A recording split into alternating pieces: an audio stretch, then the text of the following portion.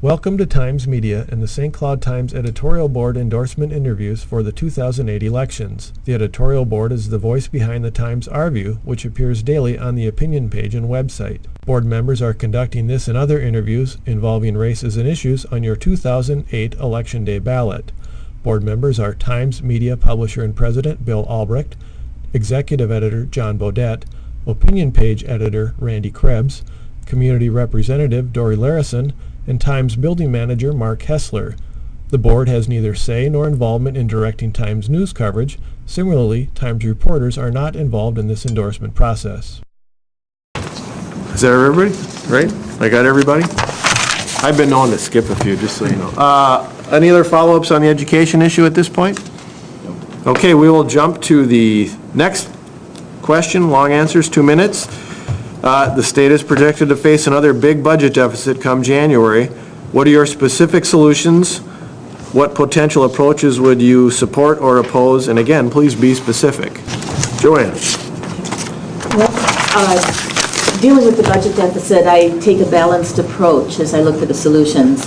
Our budget is $35 billion over a biennium, so $17.5 million a year. We're talking potentially about a 10% cut, or a 10% budget shortfall, I should say. And yet 90% of our budget goes to veterans, education, transportation, public safety, and services to seniors.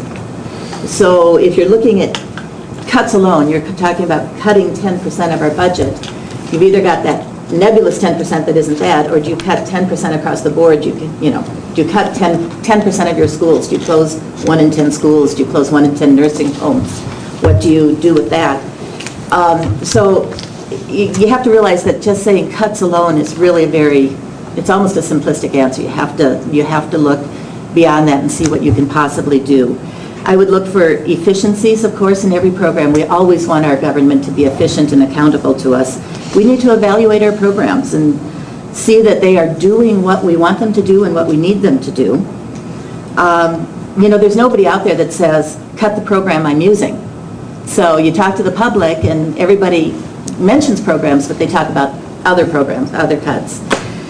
And the other thing we have to realize is that when we cut services, which we may need to do, it is a cost to our community. I talked to a gentleman who was complaining about the hour and a half he spent waiting in line to get a new driver's license because of the cuts in services. So you always have to know the whole story when you look at something. It's not an easy answer. What I would do, it's hard to mention a specific area because my style is, again, it's a collaborative style. You bring in people, you talk with people. I think we need to look at our mandates. We need to look and see that we really want done what we're saying we want done at the cost that it costs us. We need to be sure that our programs are the ones we want. We need to look at efficiencies. And we do that across the board. And we look at every department and to see that that's what we're doing. That's where I would look for cuts. We may also need to look for revenue enhancements of various kinds. Too specific. I'm sorry. Okay, well, it's really... Businesses in town have been feeling this pain, so everybody... Okay, my experience at the school board gives me great pain, too. We've closed 3 schools, we've cut... But now you got the whole state budget. Joanne, pick 2. Pick 2 areas that I would look at, specifically. It's painful, isn't it? Well, it's very painful, John, and you don't look at just 2. You look at everything, and that's why I'm having that difficulty when you say, sure, pick 2. I say, look everywhere. Okay. So you're not going to pick 2? No. Okay. Okay, Steve? Well, with all due respect to my opponent, I mean, that is the difficulty. When you go down to St. Paul, you do have to make choices. John's absolutely right. I'm not going to take a pass. I will pick 2 at the end of my comments here. But first of all, because of what's happening with individuals, families, and businesses, we are expected to set good priorities and live within our means instead of jacking up taxes on people. And that is the message I've gotten loud and clear at door fronts all across this district. They want us to live within our means. That is going to mean some very difficult decision making. But keep in mind, we had a $2.2 billion surplus and we made a lot of spending commitments. We held back over $15 billion in new spending proposals that would have been, they would have made this deficit look catastrophic by comparison. We held that back and still increased state spending 10%. It is the number of commitments this state is making that is helping contribute to this. The other thing that's contributing to our budget situation is our economy. I mean, people will tell you revenues are down. So how do you boost the economy? Do you do it through tax increases? Or do you do it by keeping taxes down for small businesses in particular that create the jobs, the sustainable jobs? We hear all the talk about how bonding is creating jobs. That's one-time money. That goes out there, creates jobs, and it goes away. If we help create a pro-business, pro-job business climate in this state, it's going to increase revenues.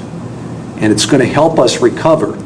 Both tax revenues recover, wealth recovers, people no longer need as much social services and welfare. That's the key, creating jobs and creating a positive business climate. Now to the two cuts. We dramatically expanded welfare programs last time, increased income levels for all kinds of state programs. We need to revisit that. I questioned it over the last 2 years, and I question it again. When you know that your economy is turning south, is it responsible to make those kinds of commitments and then force those people off of programs? The health care bill that was proposed by the DFL proposed that we would put in place sufficient expansion of programs that by 2012 we would be bankrupt, and that would require us to disenroll people from Minnesota Care. And it's that kind of irresponsible expansion of programs. We want to take care of people in need, but you've got to do it at a pace that lives within means, that recognizes our economic situation, and so you don't have to keep putting people on and off and on and off. Education's experienced that. One minute the economy's doing well, the state budget's doing well, the next minute it's not, and we get these boom and bust cycles. So we've got to create a sustainable business climate, and economic recovery is the key. So welfare is one, expansion of public programs is another. Okay.